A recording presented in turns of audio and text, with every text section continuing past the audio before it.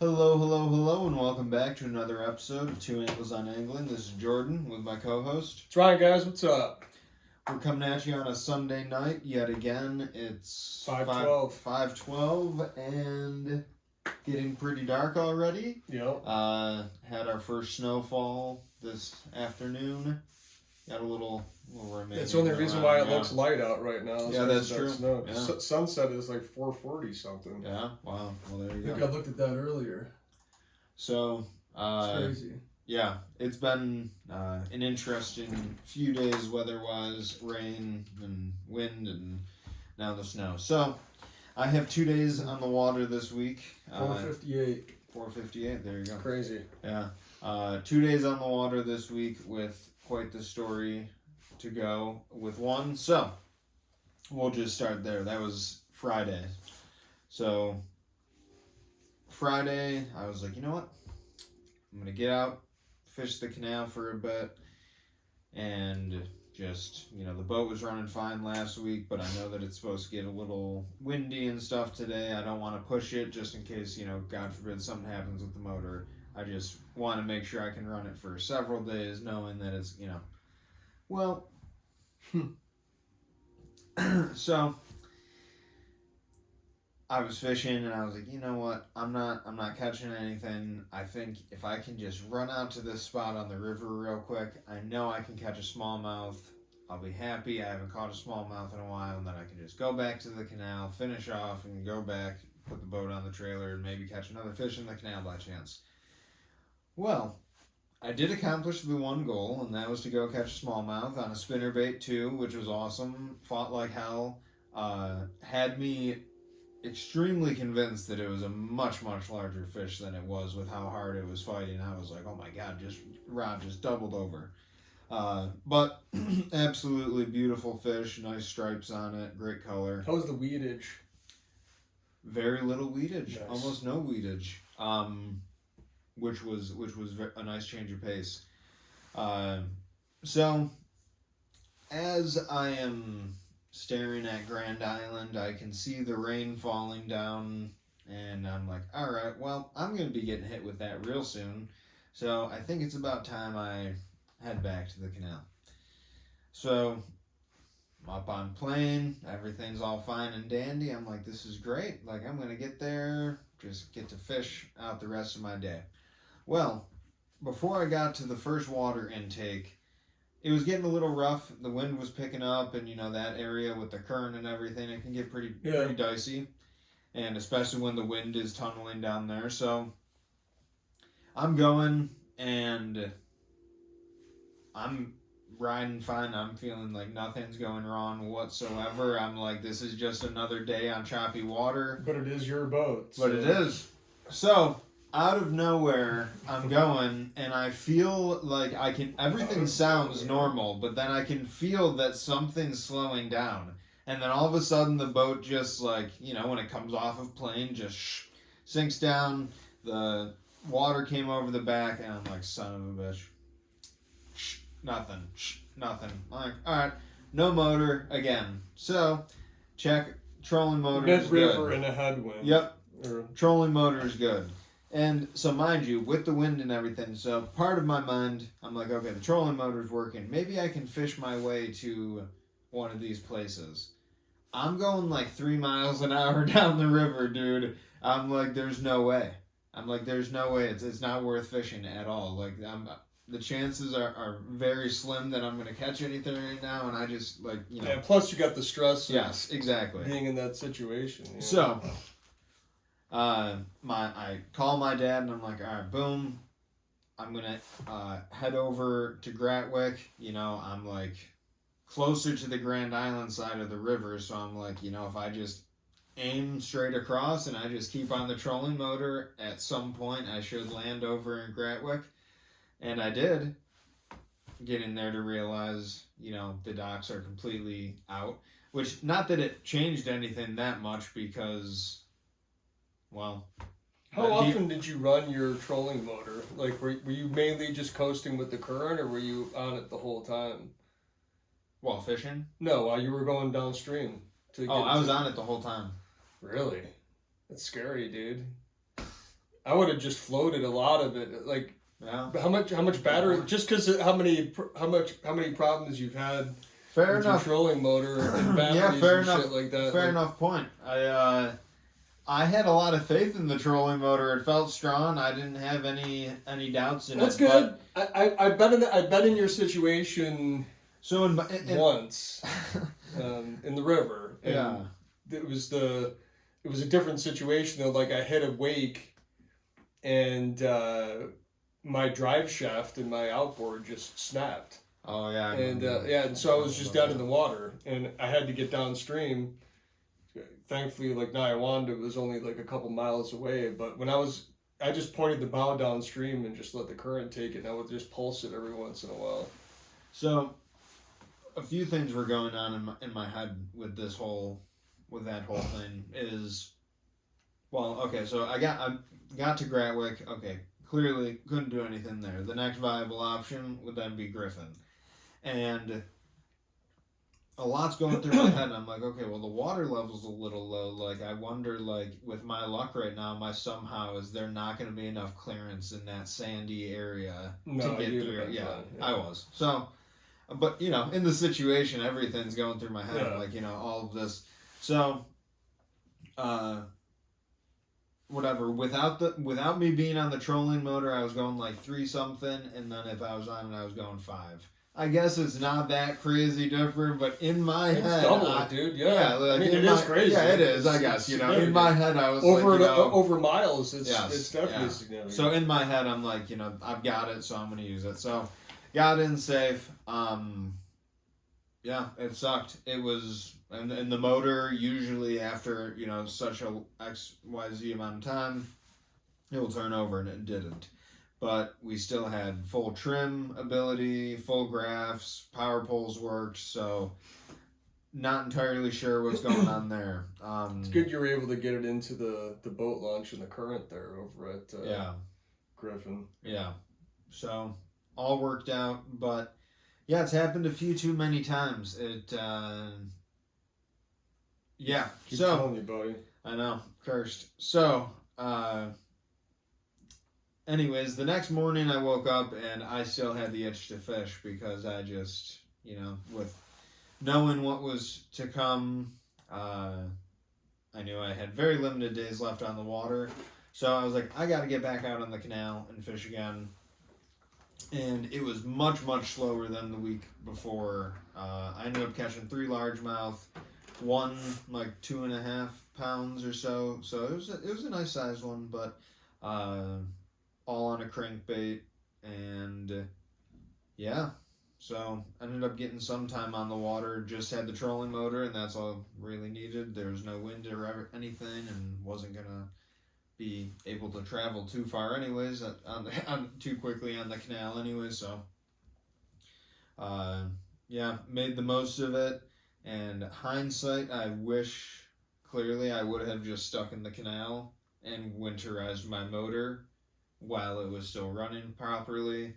Mm. And then I could have just, put it away into the garage yesterday afternoon or today. But here we are. So trying to figure that out. If anyone listening to this has any idea of anyone who is able to work on an Evinrude 115 E-Tech, let me know. Please leave a comment, hit us up on social media or something, please, because this has been a constant problem, and now I think something is, something's. Might have to buy a whole new outboard. I hope not. Yeah. But here we are. So, yeah, that's all I got. Yeah, I fished Monday, and then Friday, Saturday, Sunday today. And we just had shit weather all week.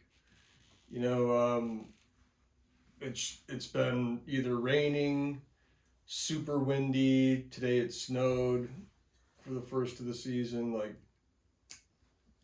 it's been rough. I'm a little battered, especially after today.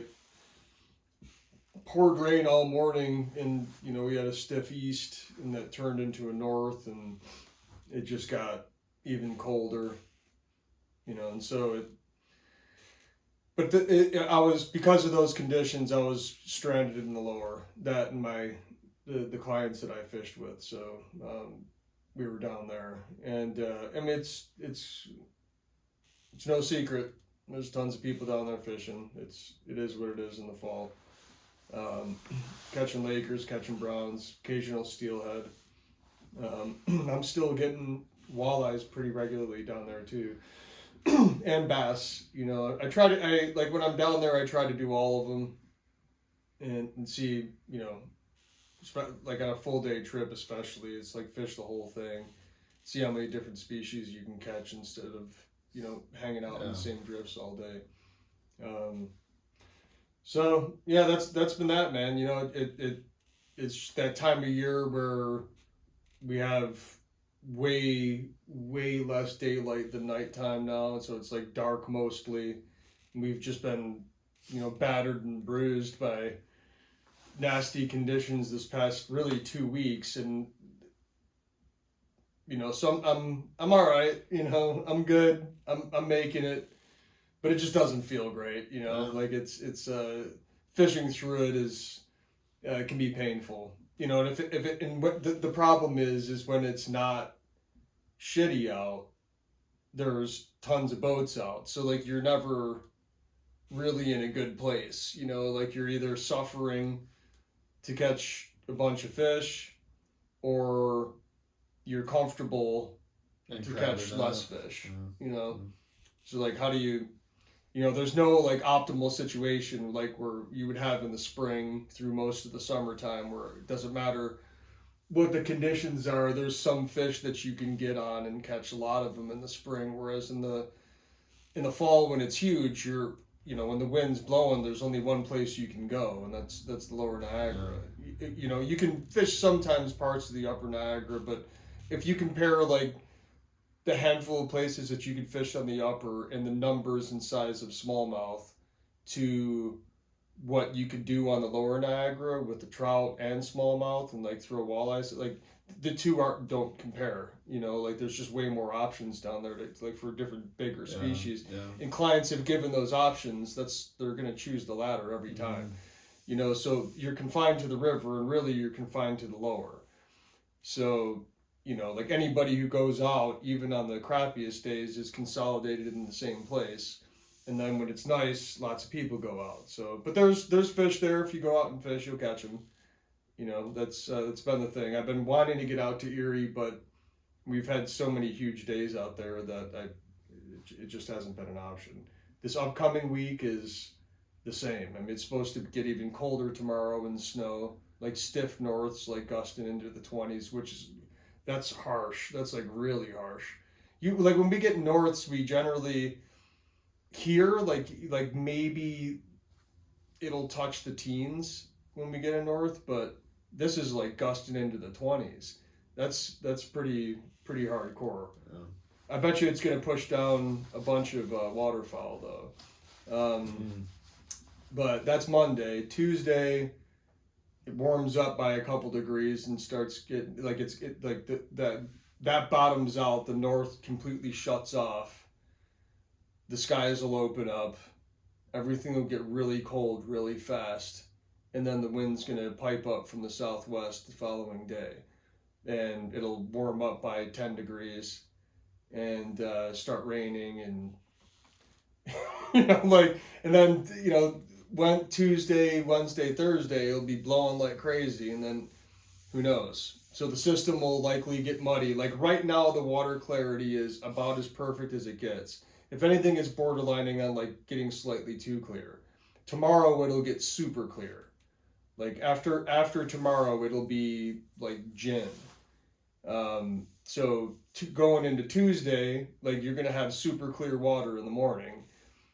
Which could be good, and then the wind's going to pick up and make certain area. It'll be super cold to start, so you'll probably like if I fish Tuesday, I'm going to delay my start time to let things warm up a little bit for sure. But Wednesday, it'll be big wind too, and because the big winds start on Tuesday, will the water be trashed on Wednesday? I don't know. It could, at that point it could probably use some color. So Yeah. Wednesday's probably going to be good. But they're calling for like 14 footers out on Lake Erie, which it won't get that big. Like every time they've called for that so far this year, which has been a bunch of times already. I watched the Port Colborne buoy, and because that's still active, and they haven't gotten any bigger than 9 feet. I haven't seen anything pop up on there bigger than 9. There were a lot of days this past week where there were 7 footers out there, and that's probably what we'll get, like 7 to 10 foot waves for Tuesday, Wednesday, and Thursday. And so by Thursday, I bet you the water clarity is going to be pretty trashed, you know. So then will it clear enough on Thursday to fish Friday? I don't know. Like the weekend, that's so far out, it's a mystery. The weekend forecast looks good. Like it looks like you can do, but again, like remember what I said earlier. Nobody's been able to fish all week. And then all of a sudden the weekend shows up and the weather's nice. Like, what do you think's going to happen? Yeah, for sure. You know? So. Yeah, we're at that time of year. The water clarity is very fickle and a huge part. So, gotta pay attention to what's going on with the weather and how it's affecting everything. Yeah.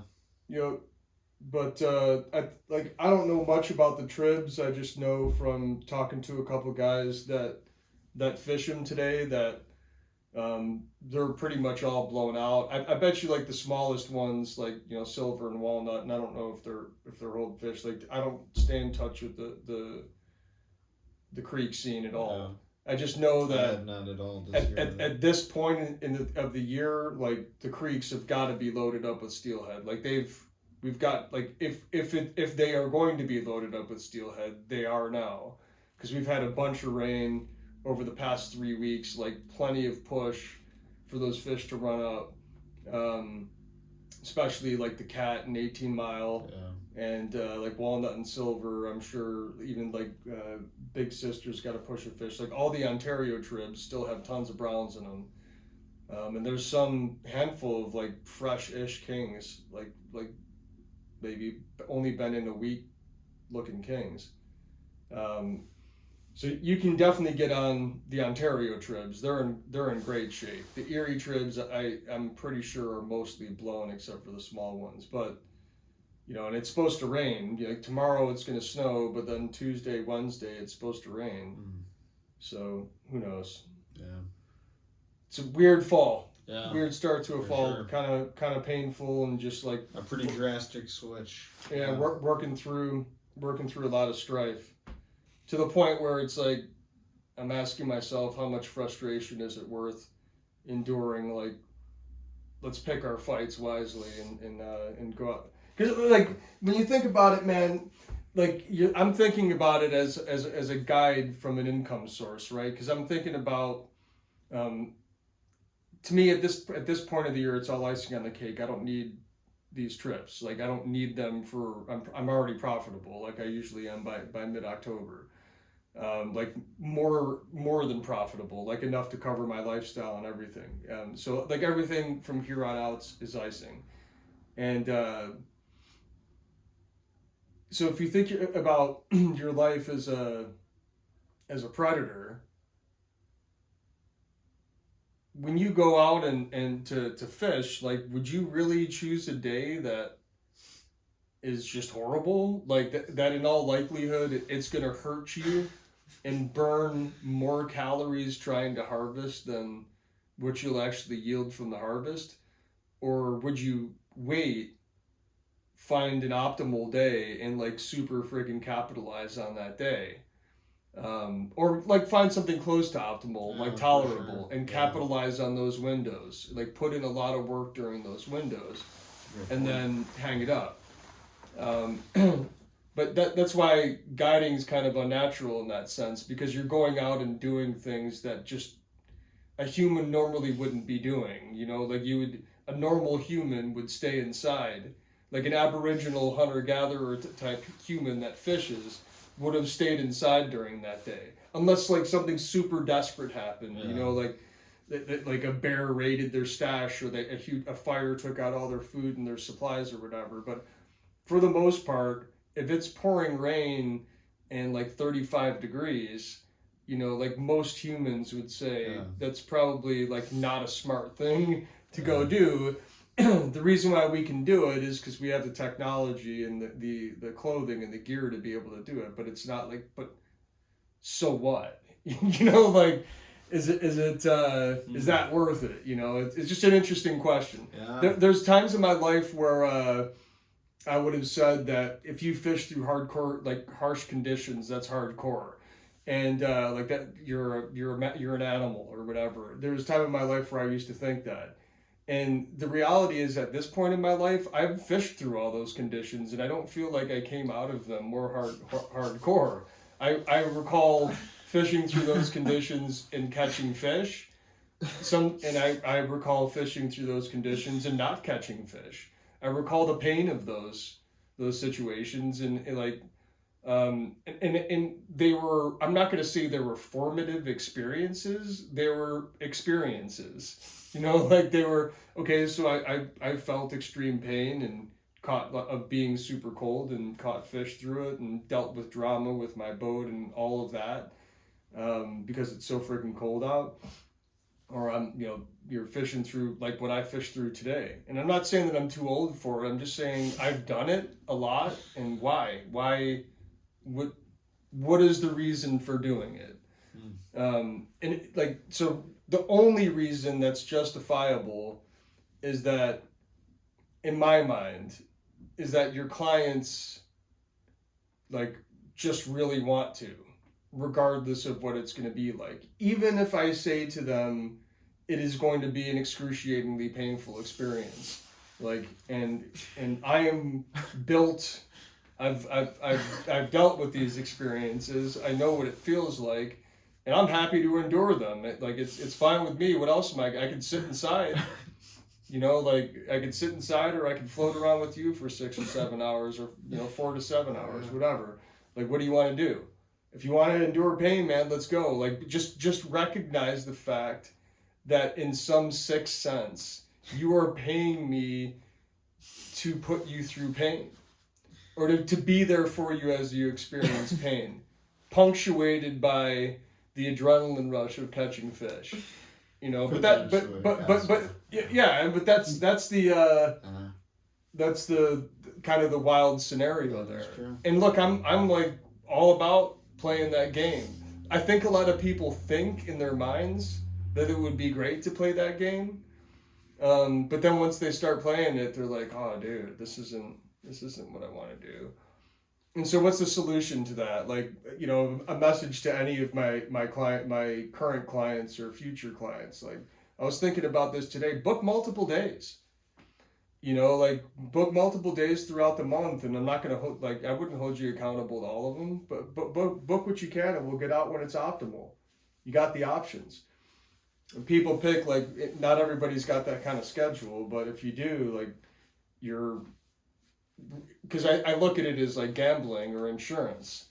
You're trying to optimize, you're trying to find that optimal day, and it's like you're buying multiple lottery tickets hoping that your number's called. So yeah, I don't know. We'll see what happens, man. I'm fine doing it, but when you really think about it, it is a bit insane. It's just like, dude, all right, man. Yeah. There's something to be said about enduring hardship. Exercises like that, or just doing things that you don't necessarily want to do, but you need to do.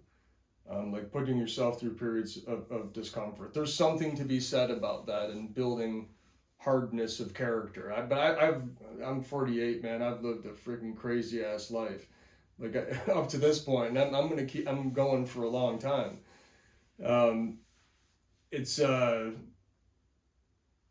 I will only endure pain if somebody else wants to. Otherwise, I'm not willfully going to do it, unless there are a couple exceptions to that. Obviously, I work out, and that's not what I'm talking about. I'm talking about on the fishing front. You have to put yourself in my mind, in my shoes, that just on the guiding front, like close to 100, like upper 190, like 180 to 190 days a year guiding. And then on top of that, add at least another 40 of fishing on my own. So like, between vacations, and like going out and fun fishing with friends or family, like when you and I go out, whatever, you add like another 40 to that, minimal. So what's that, 230? So let's just say conservatively I fish, 240 days a year, like actively fish. Like I have nothing to prove to anybody, like about what being hardcore and fishing through adverse conditions. There's just I will continue to fish at that level for a long time. So like I'm not missing out if I don't fish on a day where it's just nasty. Because I'm gonna end up fishing 3 days from now. Like it's gonna come. But that's my mindset. Yeah. Back when I wasn't guiding, before I was guiding, like when I was in the Marines, I was willing to fish through anything. It didn't matter because my window of opportunity was very small. That's what was just going through my head, yeah. Right. Yeah. So, like, I'm just in a different place now. Like, it isn't about me, like, because you think, like, the reason why I was willing to do that is strictly because that window of opportunity was small. My lifestyle forced me to fish like a maniac. Which then when you start fishing like that, you start to associate that maniacal behavior with that activity. You start to associate pain with that activity. And you think that, well, this activity is what it is because I'm enduring some level of hardship. And some people will take that to a whole other level and think that makes them awesome, that makes them hard or whatever, like they I fish through anything, dude, it doesn't matter, I'll go out in some crazy, okay, dude, cool, man, I mean, have fun, like I've done it because the thing about it is, like, if that's your mentality, you're missing everything about what fishing actually could be and what I think should be. So everybody's gonna have a different take on it, and I've changed a lot. But as I've reflected on why I used to do what I do, because I was crazy about it, man. Like my buddy Nate and I would think of 7-hour drives as something that we could do. We would fish all day, by like 4 or 5 p.m. and be like, yeah, dude, if we drive 7 hours, we'll be at our next place by midnight. We'll just throw up a tent, sleep for 6 hours, and wake up at sunrise and fish the next morning. Like, we used to do that all the time, dude. Like, all the time. Every vacation was that way. Like, doing 7 to 10 hour pushes was just like, that's just what we did. And sacrifice sleep and just do crazy road time. And in the end, dude, it was like super dangerous. But that's like just because of lack of sleep and driving through the night and stuff like that. There's just no reason to do that. But you're just really cracked out on caffeine and lack of sleep because you're just pushing and pushing and pushing and missing like the experience for it should be chill. Yeah. I think it should be chill, like a way to just unload, decompress, connect with your environment, whatever, like not savagely like keep pursuing relentlessly. Yeah. Like there's a time and a place for that, I guess, but I'm not in that zone. There's just no reason to be in that zone. Like I have to think about things in the matter of like, across spans of years or decade plus. So it's not that I'm getting too old. It's just that I'm far more apprehensive after having lots of experiences with people who want to say that they want to fish through something, but when they go through it, they're like, especially if the day ends up being slow, they're like, man, what did I just do? And I just want to plant that seed. Yeah. I want to keep people thinking about it. But I get it, man. Like if you look forward every year to fishing in the fall, and you don't get to fish very much at all, and then the fall comes, and then you just get battered with all this shitty weather. I can understand. It's like, dude, I my opportunities are so fleeting. Like, I just got to get out, man, and see what can happen. Like, I get it. Yeah, for sure. And I think that has led to a lot of the damage to the boat as well, is me getting out in a lot of less than ideal conditions for that craft. I've been out in some crazy shit in it. It has served well, but there has been a lot of hatches broken and stuff like that. So I mean, people gotta think about the fact that live and learn. Our boats, like, freshwater freezes at 32 degrees. But because the river is constantly flowing, it never really, there's so much volume of fresh water in the Great Lakes that they don't freeze solid. So there's always like a 33 or 34 degree flow in the wintertime. Always. The lakes would have to freeze solid for that to not happen. And so because of that, it's very it's weird. You can fish when the air temperatures are way below freezing around here. And boats just aren't built to deal with that, and so you take them out at your own peril. And I've just seen, when you start doing the math in your head about, if I break this, and this, it's going to cost me, $1,500. So I have to work, or basically the days that those broke I made no money. So they just went away. They just counted again. So I fished for free for 3 days. I get paid more than that per trip, but let's just say you had $1,800 worth of damage across a 3-day period. I just worked for free. Damage caused by the cold for 3 days. So should I keep working? Because what if it happens again?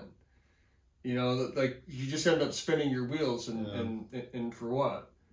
There's you just start assuming all this risk. So what you could do is, like in your situation or similar situations, one, walk creeks, fish smaller water, or travel and go south. And you don't have to go far, man. Like, you could go to Virginia right now. The brook trout would be getting post-spawn, like, super colored up. Fish the mountains in like Maryland, like southern PA, and Virginia, West Virginia. Just get out of here and get away from the cold for a little bit. Something to think about there, buddy. Yeah, that does sound nice. I have not caught a brook trout yet. That would be something. They're super colored up right now. It's that time of year. So. All right. Well, you got my wheel spinning on that. We'll have to see there.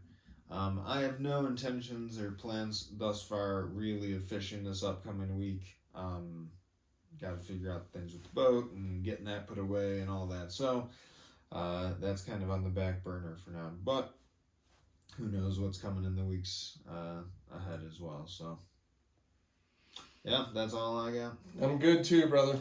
All right. Peace, tight lines. We'll catch you. See ya.